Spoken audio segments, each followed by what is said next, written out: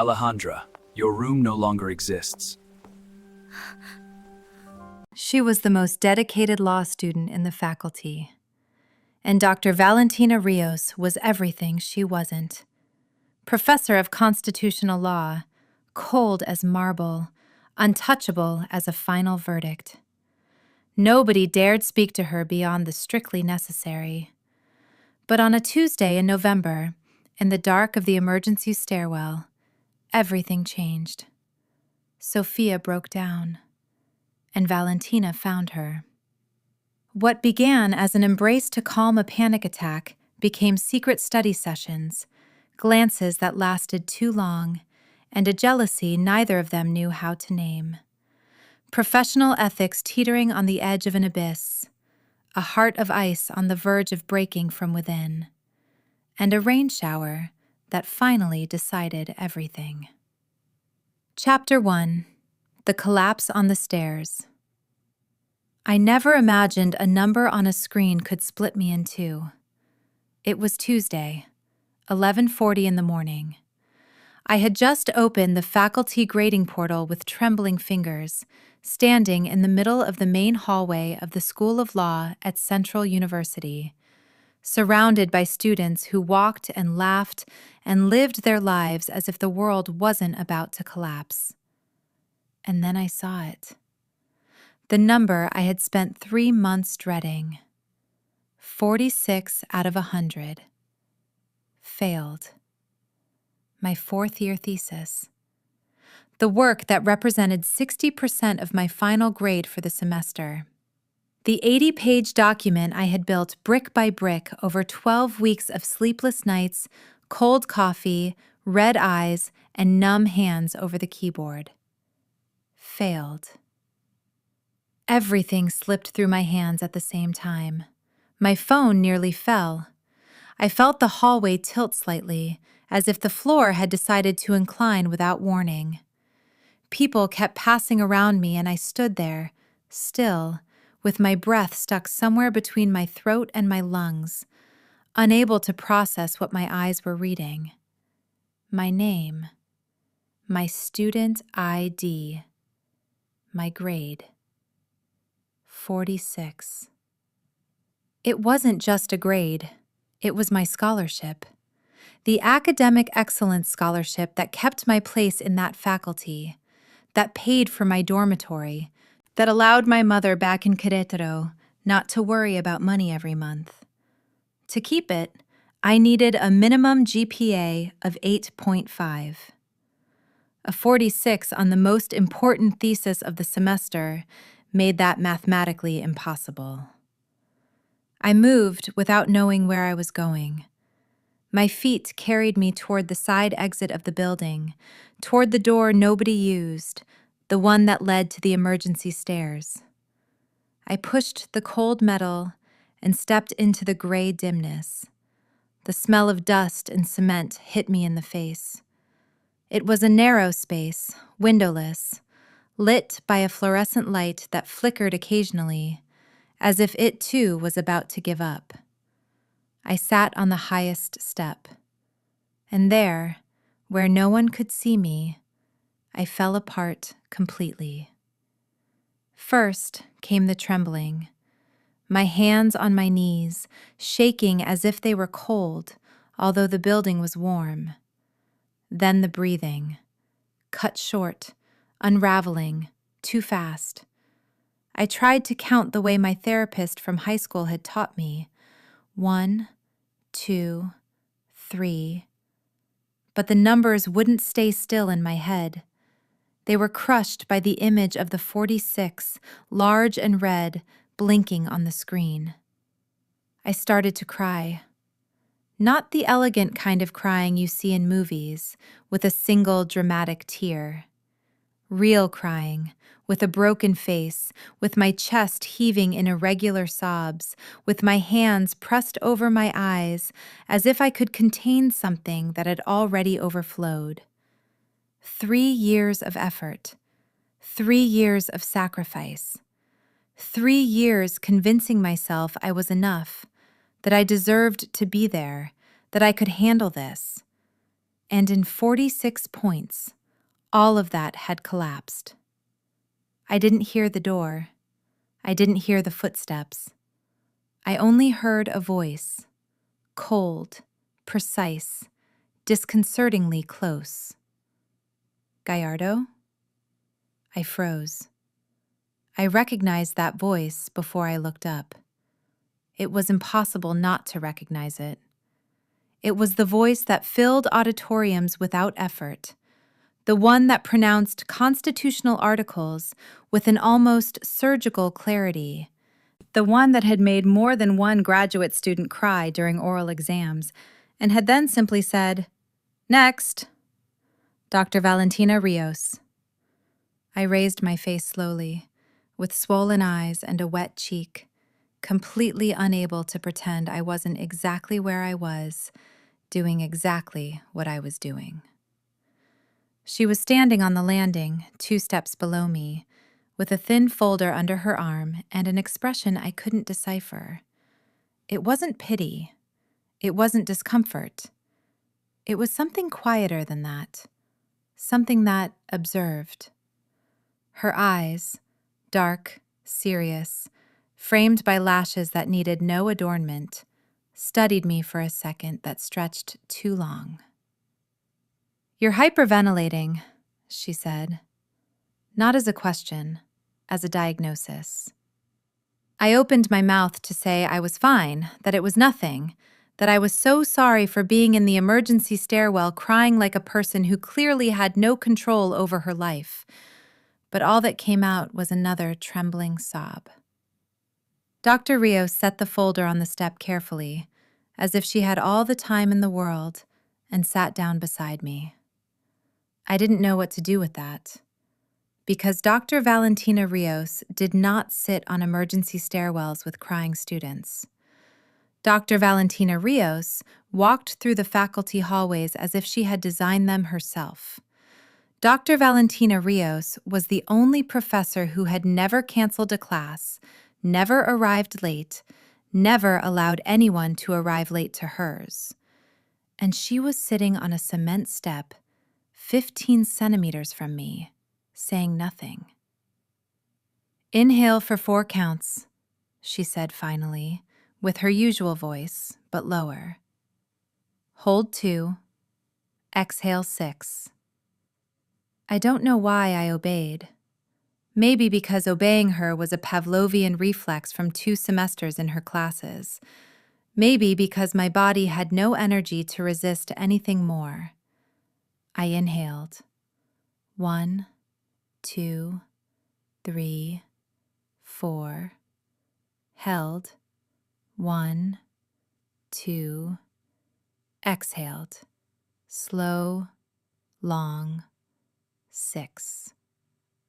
We repeated it 3 times, and somewhere between the second and third cycle, her hands landed on my back, without announcing itself, without asking permission. It just appeared there, firm and still, in the center of my spine, and began moving in slow circles that resembled nothing I had expected from her. I came apart completely. I pressed my forehead into my own knees and cried the way I hadn't cried since I was 16 and my father signed the divorce papers. I cried with everything, with the 3 years of effort and the sleepless nights and the weight of wanting to be enough for a scholarship that had felt too large for me from the very beginning. And Dr. Rios said nothing.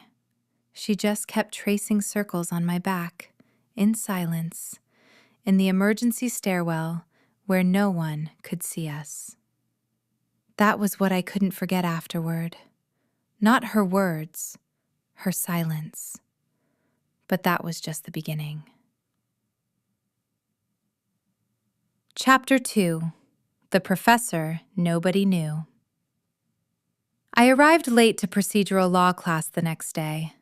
It wasn't something I normally did. For 3 years, I had been the student who arrived 10 minutes early, who sat in the 3rd row, who underlined with 3 different colors and organized her notes into diagrams that my classmates borrowed before exams. But that morning, I had overslept. because the night before, I had barely slept at all. I had spent hours turning over what had happened on the stairs. Not the 46, that too, of course, but more than that, her.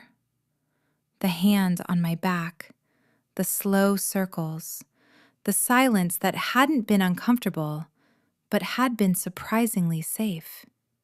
When the hyperventilation finally subsided and I could speak, I explained the thesis situation, the scholarship, that I was the first in my family to attend university and that going back to Querétaro without the degree would be devastating in a way I could barely put into words.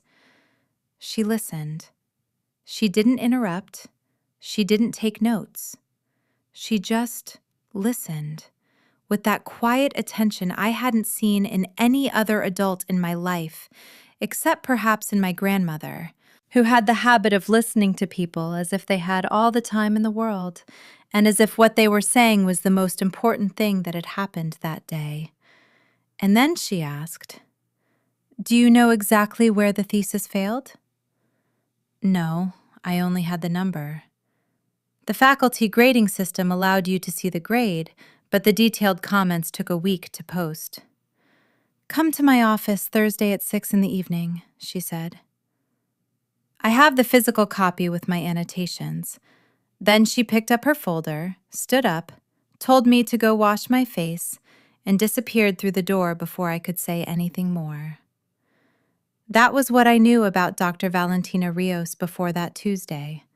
That she was demanding, that she was brilliant, and that she maintained a professional distance no student dared to cross. What I didn't know was what I discovered afterward, in fragments, like someone assembling a puzzle without the reference image. My classmates talked about her in low voices. "Dr. Rios never gives a perfect score. She says perfection doesn't exist in law."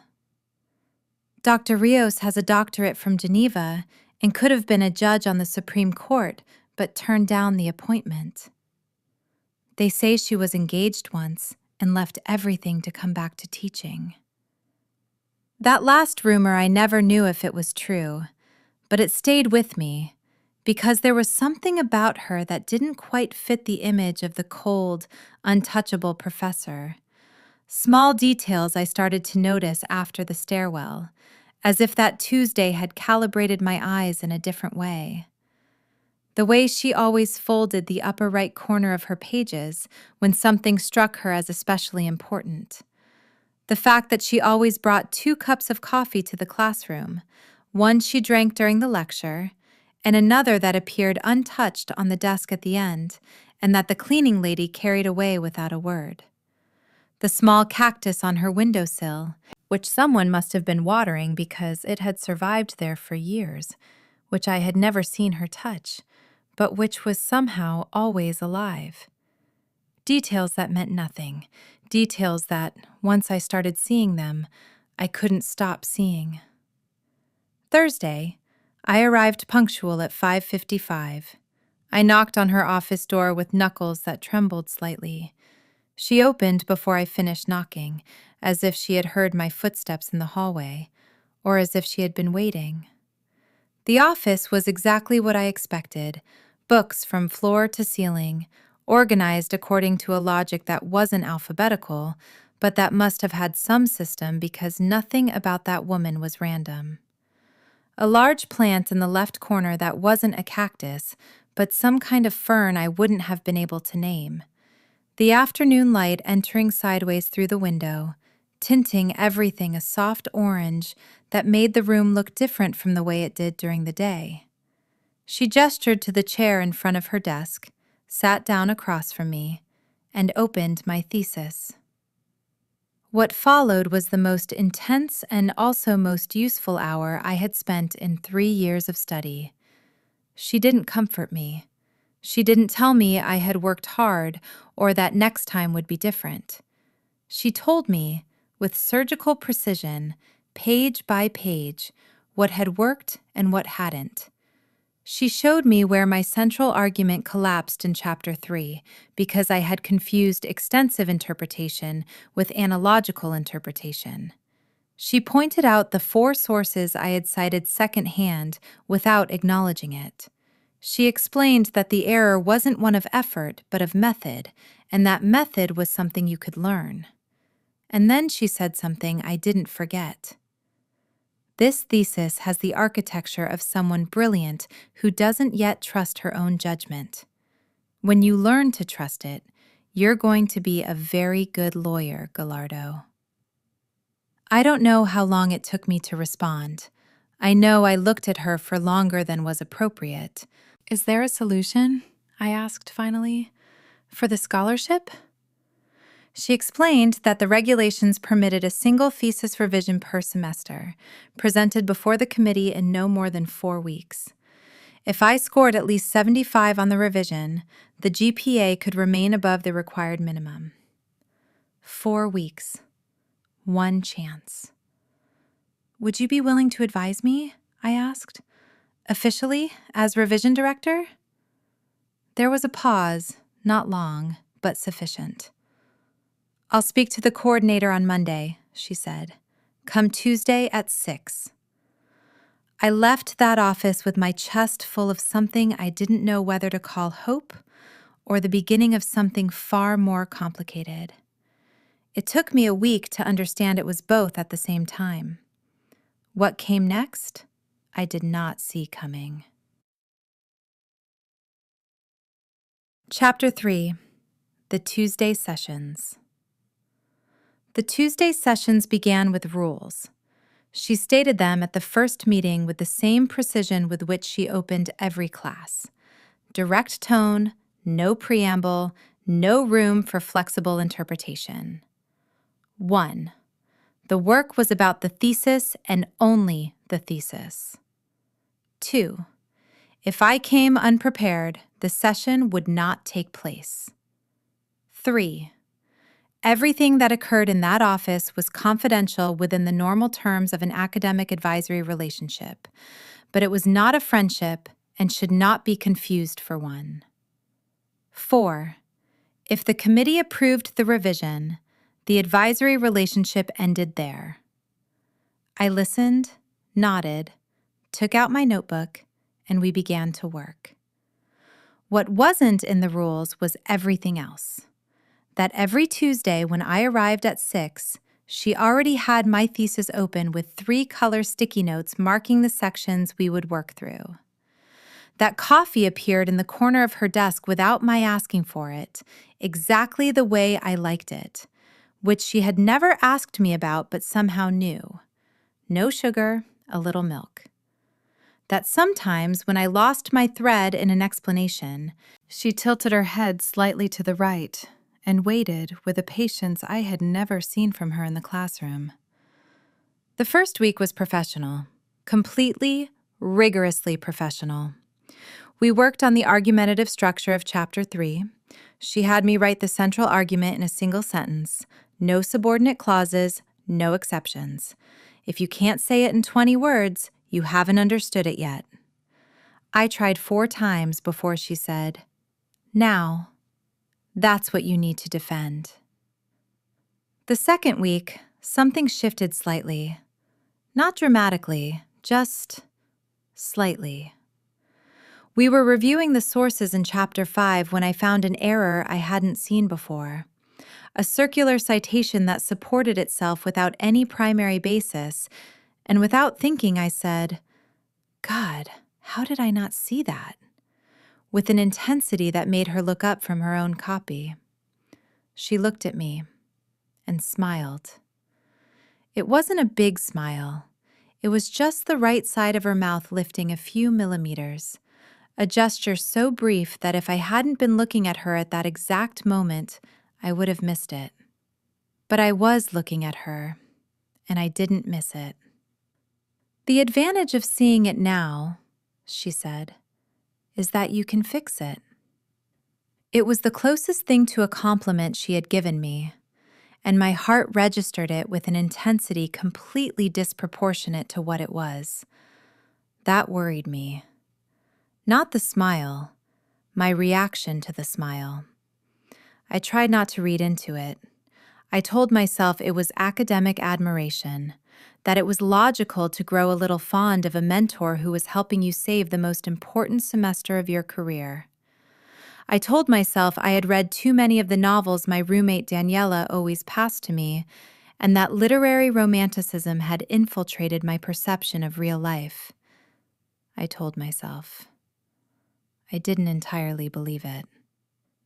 The third week, I arrived 10 minutes early and found her standing by the window, looking out toward the faculty's inner courtyard with a cup of coffee between her hands, and an expression I didn't recognize immediately, because it wasn't any of the faces she used in class.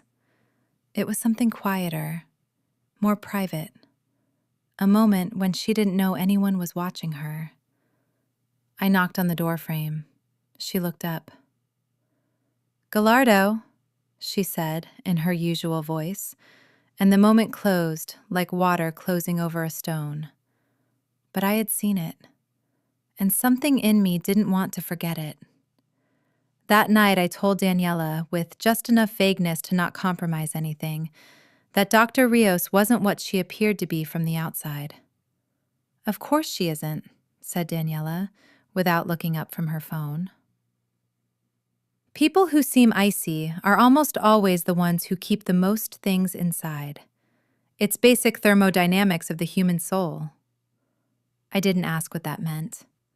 Daniela said things like that all the time, and they usually didn't lead anywhere, but I kept thinking about it.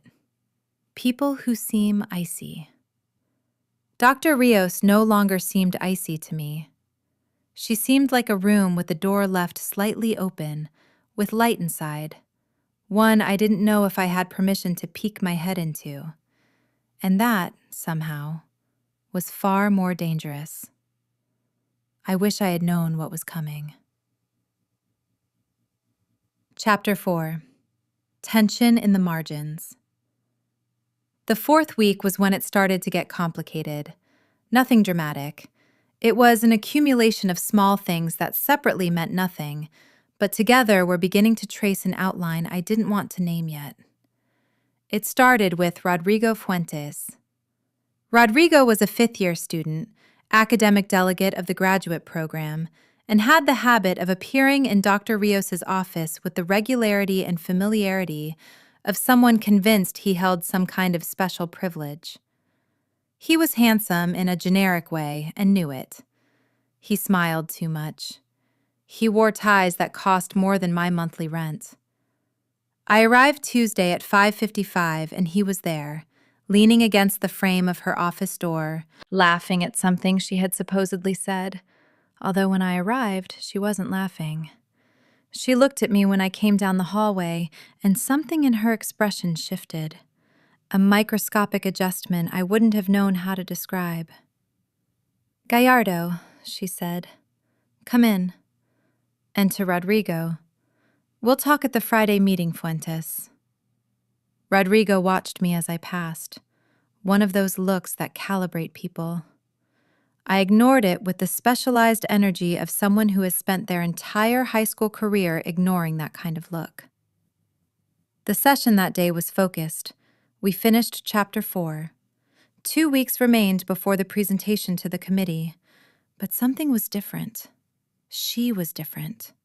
Not less efficient, not less precise, but there was something in her posture that evening that was more contained than usual, as if she were occupying less space than she normally did, as if she had contracted something she usually let flow. At 7:45, as I was packing my things, she said, "Fuentes asked me if you were my advisory student." I stopped. "What did you tell him?" "The truth? That you were?" There was a pause. "Why did he ask that?" I said, though I had a fairly clear idea. She didn't answer right away. She restacked a page on her desk with more attention than it deserved. "It's not relevant," she said finally. But it was, and we both knew it. That night, I arrived at the dormitory and sat on my bed without turning on the light for a while. Daniela was studying with headphones on and didn't bother me. I stayed staring at the ceiling, thinking about something I didn't want to think about. Rodrigo Fuentes circled Dr. Rios's office with the frequency and familiarity of someone who wanted something. And Dr. Rios had responded with her usual coldness, yes. But she had also mentioned it to me. Why? There was no professional reason for that. It added nothing to the revision of my thesis. It was private information she had chosen to share with me, voluntarily, without my having directly asked. I told myself I was overanalyzing it. I told myself that several times. It didn't help. The following week was worse, in the best possible way. We were working on the conclusion, which was the weakest section of my original thesis, and I was stuck on a transition between the normative argument and the practical implications. I had been rewriting the same sentence for 10 minutes and it wasn't coming together. I exhaled in frustration and pressed my forehead into my hands. "Close your eyes," she said. I looked at her. "Close them," she repeated calmly. I closed them. "Forget the thesis for a moment. Imagine you're explaining to someone you love, someone who isn't a lawyer, why this matters. Not the technical argument, the human reason behind it." I stayed still for a moment. "Because the interpretation of that statute affects real people," I said slowly. "Because when courts choose the restrictive reading, there are families who lose access to rights the Constitution gives them on paper, but that in practice they never get to touch." Silence. I opened my eyes. She was looking at me with an expression I couldn't name. It wasn't her usual Tuesday face. It was something more open, like the room with the door ajar again, but more so. "Write it exactly like that," she said. And she looked back down at her own notebook, and I knew the moment had ended, but something of it stayed floating in the air of the office for the rest of the session. That night, while reviewing my notes, I found in the margin of my draft, in handwriting that wasn't mine, a single word written in pencil. Exactly. I didn't know when she had written it. I hadn't seen her do it, but it was there. And I erased it because if I left it, I was going to read it too many times. But it was already too late not to think about her. Chapter 5. The Moment That Changed Everything. 10 days before the committee, it happened. It was a Friday, not a session day. The following Tuesday would be the last one before the presentation. But I was in the library, on the 3rd floor, at the corner table I always used, trying to polish the revised introduction, and I had spent 2 hours feeling as if I were writing with boxing gloves on. Nothing was coming out right. The argument that the week before had seemed solid now had cracks I didn't know how to close. My notes were underlined in 3 colors, and somehow that made everything look more chaotic, not clearer. I had the draft printed in front of me with so many red marks that you could barely see the original text. I packed up my things. I decided to walk. Without any particular intention, my steps carried me through the east wing of the building, which was the quietest at that hour because most of the professors had already gone home. I walked down the hallway, looking at the floor, thinking about the difference between systematic interpretation and historical interpretation, and whether my new Chapter 3 distinguished between them clearly enough. And then I heard her voice. Her office door was ajar. She wasn't talking to herself. She was on a phone call, and although I didn't want to listen, the words arrived before I could step away. "I know it's late for this, Valentina, but I can't stop thinking that you made the wrong decision." A pause. "It's not a decision you can make for me." Her voice. Cold, yes, but with something underneath that I recognized as the same tone she used when something cost her to say. "I'm just saying you deserve more than an office and a cactus." A laugh from the other end. Not cruel, but not gentle either. "Look, I have work to do. We'll talk later." And the silence of a phone being hung up. I pressed myself against the hallway wall. My heart was beating faster than it should have been. It wasn't my conversation. I had no right to have heard it. I stepped back, turned around, started walking in the other direction with quick, quiet steps. Gallardo. I stopped. I closed my eyes for a second. I turned around. She was standing in the doorway. She was watching me with that same calm expression as always, but her eyes were reading me with a different attention. "You've been standing in that hallway for 5 seconds," she said. "I was passing by," I said. "I didn't want to interrupt." A silence. "Come in." It wasn't a question. I went in. The office had a different light from the Tuesday sessions, more intimate, perhaps because it was already growing dark outside, and the desk lamp was the only light source.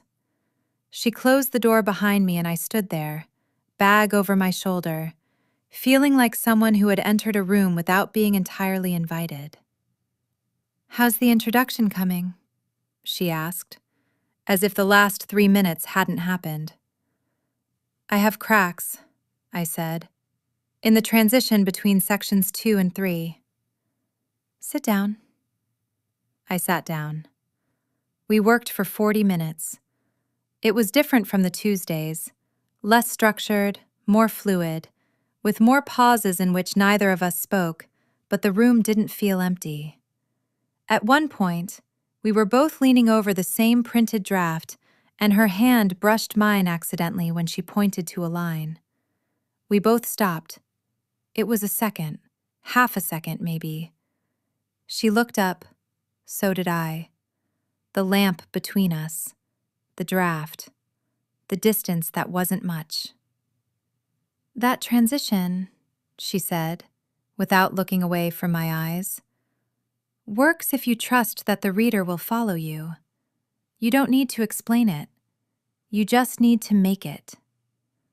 I nodded, not because I fully understood, but because in that moment it was the only thing I could do. When I left, 20 minutes later, I stopped in the hallway and leaned my back against the stone wall and breathed, just breathed.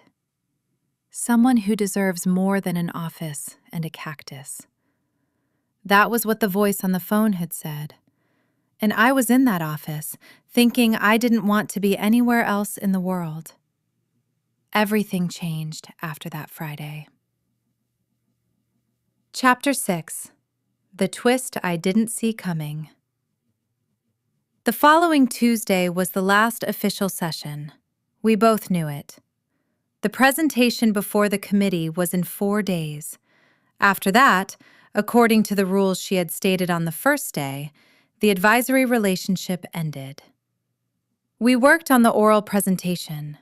She had me run through it twice in full, stopwatch in hand, stopping me when my voice lost firmness or when I started rushing through the technical sections.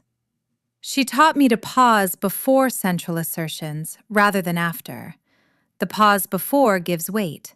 The pause after looks like insecurity. It was a perfectly professional session, and at the end, while she was putting her things away, she said, "You're going to be fine on Friday." It was the closest thing to, "I congratulate you in advance," I expected from her. I nodded. I thanked her. I stood up, and then what I didn't expect happened. In the hallway, on the way to the stairs, I ran into Rodrigo Fuentes. He was wearing an expression I didn't like from the first second. That too wide smile. The way he slowed his pace when he saw me, like someone who has been waiting for exactly this encounter. "Sofia Gallardo," he said. "Dr. Rios's favorite." I ignored the tone. "Hi, Fuentes." "It's not a criticism," he said, falling into step beside me, although I hadn't invited him. "It's an observation. I've never seen her go to so much trouble for an undergraduate student. She normally reserves that level of attention for graduate students. I have a thesis revision, I said. It's standard protocol. Of course, he said, and then, with a calculated lightness of someone who knows exactly the weight of what they're saying. It's just that Friday evening sessions aren't exactly standard protocol, are they? I stopped. He walked 2 more steps and turned to look at me, with that smile that now had an edge. I'm not accusing you of anything, he said. I just find it curious. Dr. Rios is very careful about ethical boundaries. She always has been. And he left. I stood still in the hallway for 10 seconds. Then I went to the second-floor bathroom, closed the stall door, and sat on the edge of the toilet with my knees pressed together and my heart racing and my mind running in 3 directions simultaneously. I hadn't done anything wrong. We hadn't done anything wrong. 1 extra Friday of work, voluntary, without any broken protocol. Nothing that justified any insinuation, but the insinuation already existed. It was already in the air of the hallway. And Rodrigo Fuentes, who had spent weeks circling that office and who clearly had his own reasons for being resentful, had put it there with every intention. I thought about Dr. Rios, about her reputation, about 12 years building an impeccable academic career. I thought about how I shouldn't have stayed that Friday, about how I had known that there was something in that office that felt different, and I had stayed anyway. That night I didn't sleep well. The next day I found Dr. Rios between classes. I saw her leaving the graduate wing and quickened my pace to catch her before she entered the elevator. Dr. Rios. She stopped, looked at me. I need to tell you something. I told her about Rodrigo. Without drama, with the same precision she had taught me. The facts, the exact words, the implications. I watched her process it during 3 seconds of silence. Thank you for telling me, she said finally. Is there a problem? I asked. There's no problem, she said. And then, after a pause, but Friday was a mistake on my part. It shouldn't have happened outside of protocol. She nodded slightly, as if closing the subject, and stepped into the elevator. The door closed. I stood in the hallway feeling as if I had been given a gentle, precise tap on a spot that hurt more than was reasonable. A mistake on my part. Not on both our parts. Hers. Taking responsibility. Rebuilding the distance. Being exactly the person the rules of the first day had said she would be. And I was foolish enough to be surprised by it. Chapter 7. The Lowest Point. The 4 days before the committee were the longest of my life. Not because of the thesis. That, oddly enough, I had under control. The revision was solid, the argument was clear. I had practiced the presentation until I could do it in my sleep. Professionally, I was ready. It was everything else I couldn't control. I didn't see her again before Friday. I didn't look for her. After the elevator moment, I had told myself with great firmness that whatever had been building in that direction needed to stop there. That she was right. That there had been a transgression of protocol, small and without malice, but real. And that the most intelligent thing was exactly what she had done. Name it and correct it. But at 2 a.m, with the draft open on the screen and the room in silence, the brain is not a very good practitioner of strategic detachment.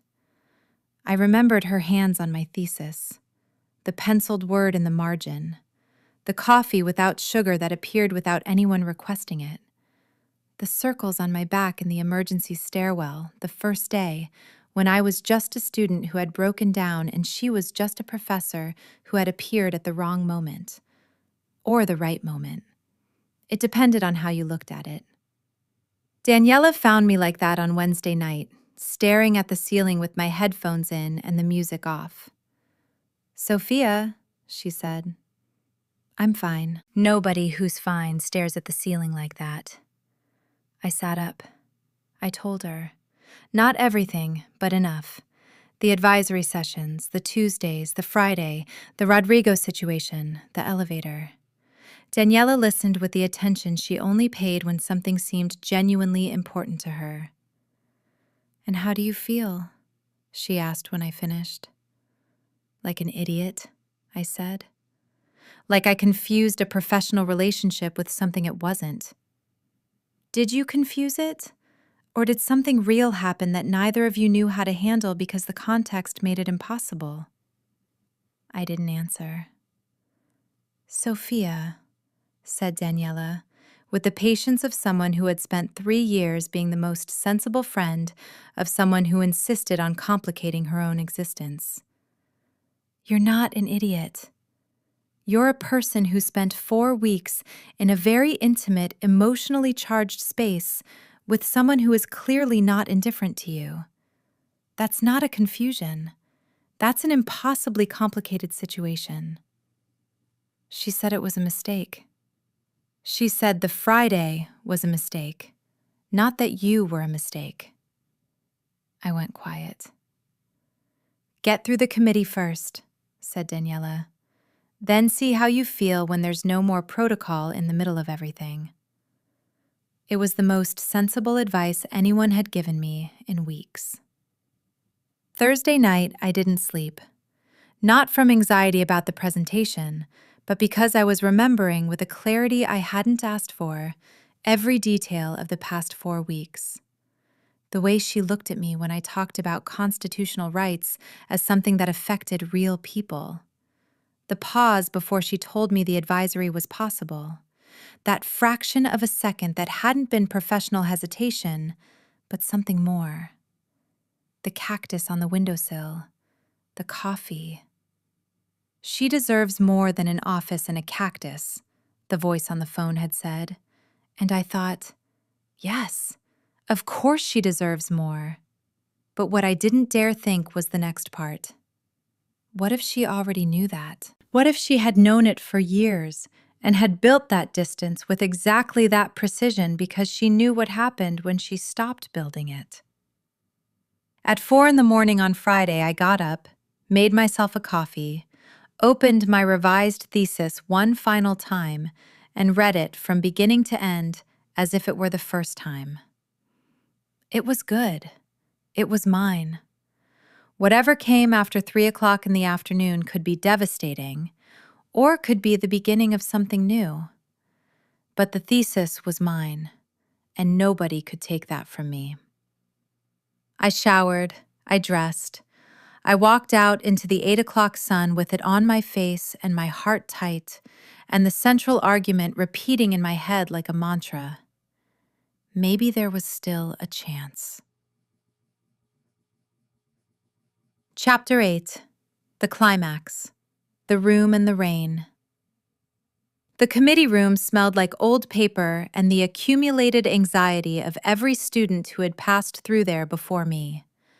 3 professors, a long table, my thesis printed in 5 copies, and me standing next to the projector with a steady voice and knees that weren't quite as steady. I presented for 25 minutes. I paused before the central assertions, not after. I trusted that the listener would follow me without over-explaining the transitions. I talked about constitutional rights as something that affected real people, not just technical arguments. The questions came afterward. They were precise and difficult, and some of them I navigated better than others. On the 4th question, about the implications of my interpretive proposal for recent case law, I lost my thread for a moment. I breathed. I asked for 30 seconds. I took them, and I answered. When I walked out of the room, my legs carried me on their own to the exterior hallway, to the wooden bench beside the window that faced the courtyard, and I sat down with my hands on my knees, waiting for someone to come out and give me the result. It took 40 minutes, the 40 longest minutes of my academic career. When Dr. Morales opened the door and called me back inside, I had to remind myself to breathe. 82, she said. Congratulations, Gallardo. Scholarship retained. I didn't cry. It surprised me not to cry. I just felt something that had been tight for weeks slowly loosen, like a rope giving way before it releases completely. I thanked them. I collected my things. I walked out into the hallway. And then it started to rain. Not as a warning, but suddenly, with that decisiveness water has in November, as if it had been waiting for exactly the right moment. I saw it through the hallway windows. The faculty courtyard turned into a gray, agitated mirror, the rain hammering the cobblestones with a force that made noise even through the glass. I started walking toward the exit without an umbrella, because I never brought an umbrella, because I was exactly the kind of person who arrived at November without having learned anything from the November before. Gallardo? I stopped. It was her voice. Of course it was her voice. I turned around. She was at the end of the hallway, in the dark coat I recognized from the day of the rain, with a folder under her arm. She had come from the opposite wing, which meant she hadn't been in the room when the results were given, but she was here now. 82, I said. Something in her face moved. It wasn't the margin smile. It was more than that, more open, something she didn't retain in time. I knew, she said. She walked toward me, stopped 2 meters away. The rain kept falling. The hallway was empty, that rare kind of empty that buildings have on Friday afternoons when everyone has already gone home. The advisory formally ended, I said. Not as an accusation, just as a fact. Yes, she said. There's no longer any protocol. A pause. No, she said. I looked at her. She looked at me. There was something in that hallway that had been building for weeks, that had survived the rules of the first day and the Friday of the penciled margin and the gentle tap of the elevator. Something neither of us had been able to fully dismantle, even though we had both tried, each in our own way. I have to tell you something, she said, and her voice was different. Not the classroom voice, not the Tuesday voice. Something more direct, more uncovered. And if it makes you uncomfortable, you can tell me no, and I won't mention it again. Tell me. These weeks have been... She paused, not from insecurity, but from choice, the pause before the central assertion. Professionally impeccable, ethically within the limits. But they haven't been only that for me, and it would be dishonest to pretend they were. My heart in my throat. For me either, I said. Another silence, shorter. There are implications, she said, for both sides. My position, yours. I know. I need you to know it for real. Not just in theory. I know it for real, I said. And I'm saying it anyway. She took a step, just one. I didn't move, not backward. I don't know what shape this takes, she said, with that quiet honesty that was the most devastating thing about the way she spoke. I don't have the map. I don't either, I said. But I'm willing to figure it out if you are. A pause that lasted exactly the length of one full breath, and then she leaned toward me and kissed me. It wasn't a movie kiss. It was soft and brief and completely certain, like a well-constructed argument, direct to the point, without unnecessary words. Her hands didn't touch me, only her lips, for 3 seconds that completely rearranged the order of something I hadn't known was out of order. When she pulled back, the rain was still falling. Her dark eyes, the folder under her arm, the empty hallway. "Good," she said. And I laughed.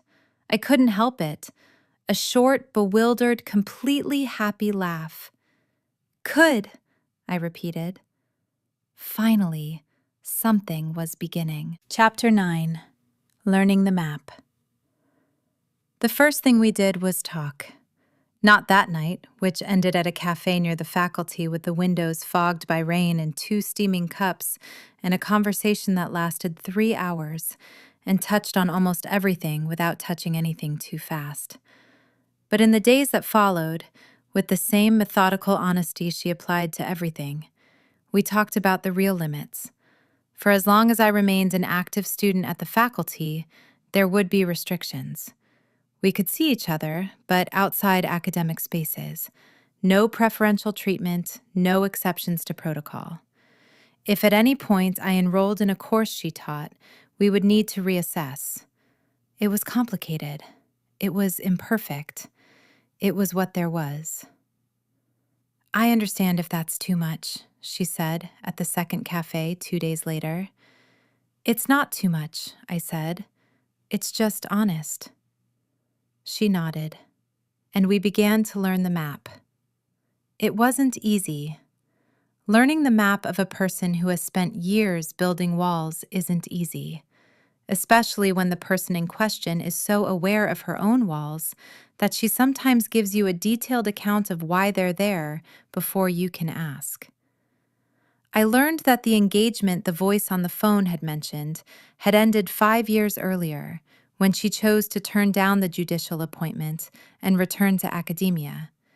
And that person hadn't understood that teaching wasn't a consolation, but a vocation.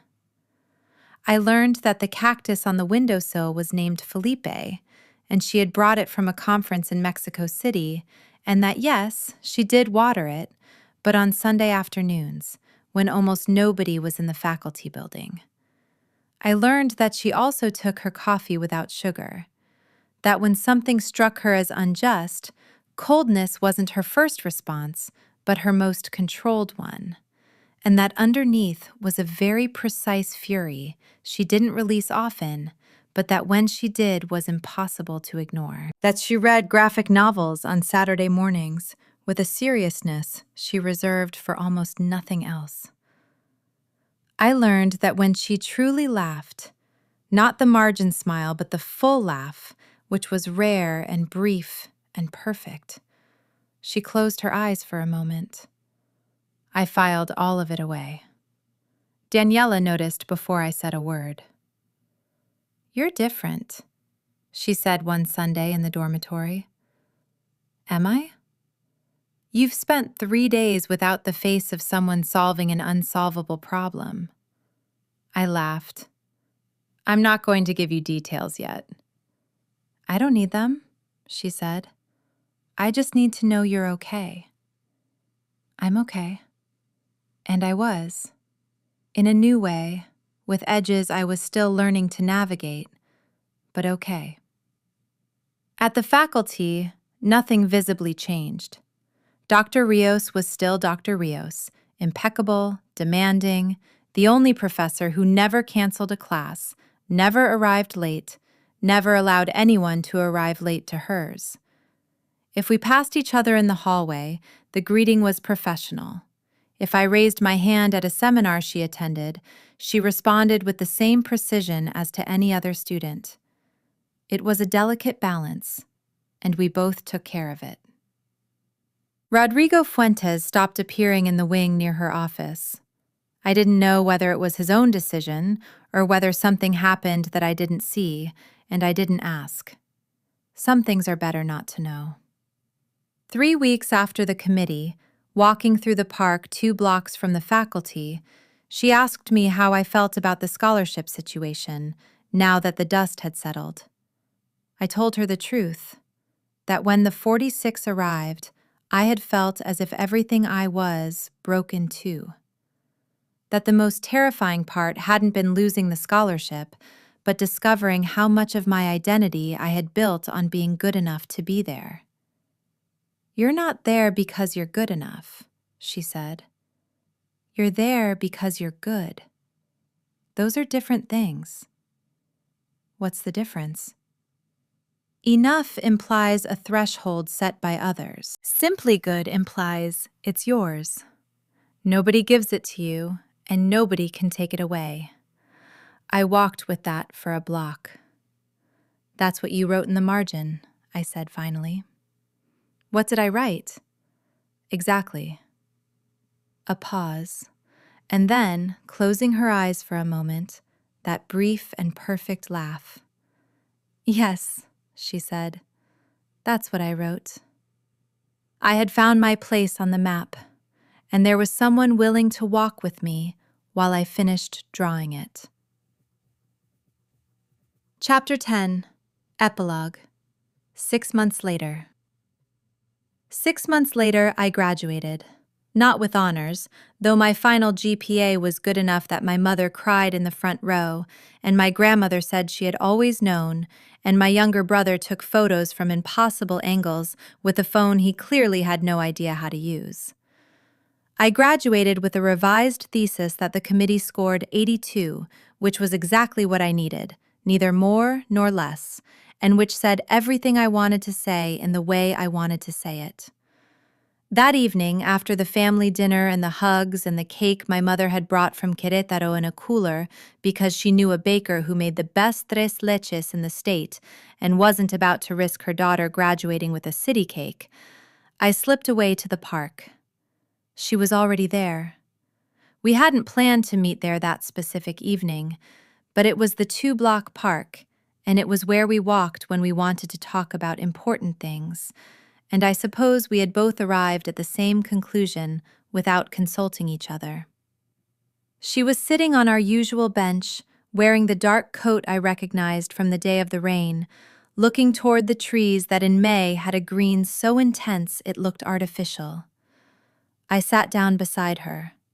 A moment of silence that didn't need filling. "How does it feel?" she asked. I thought about that.